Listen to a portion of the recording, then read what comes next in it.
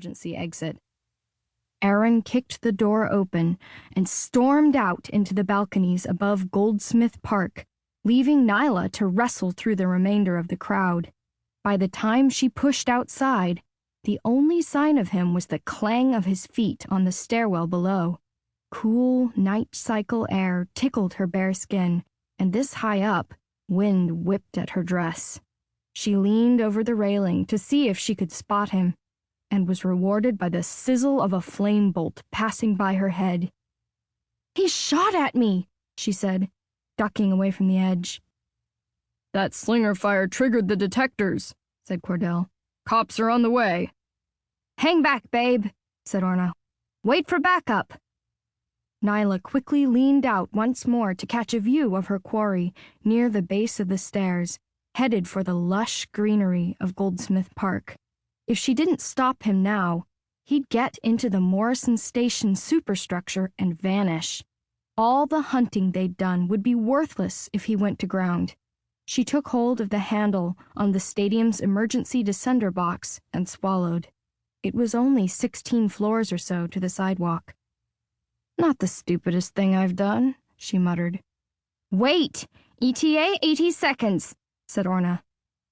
Nilah pulled open the emergency box, finding 10 shiny descenders inside.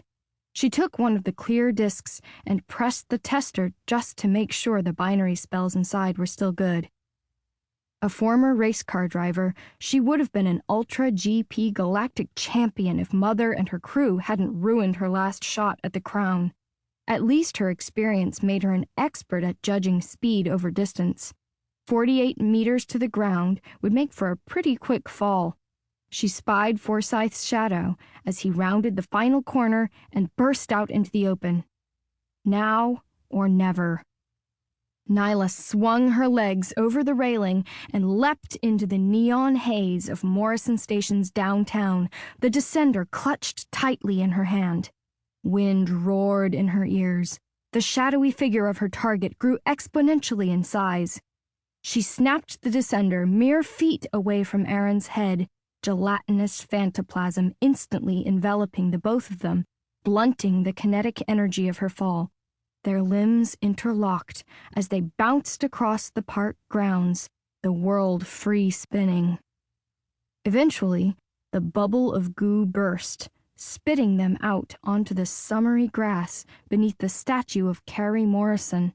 The pair arose, dripping with smoky gelatin, and regarded each other.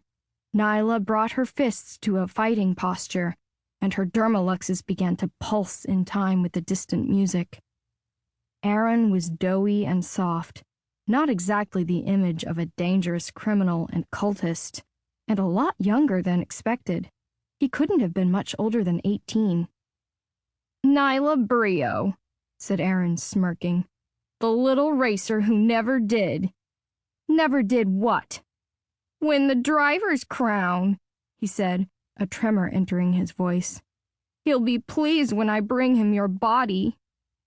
She narrowed her eyes and smiled. "You can't be serious. I saved the universe from your lot and literally punched out a horde of spring flies. It was all over the link." "The news always lies," he said, whipping his slinger level with her face and blasting off a few spells. She tumbled away from his wavering aim with little difficulty, rolling to her feet and bolting forward. 2 more shots erupted in her direction, but Aaron didn't have the military precision required to make them land.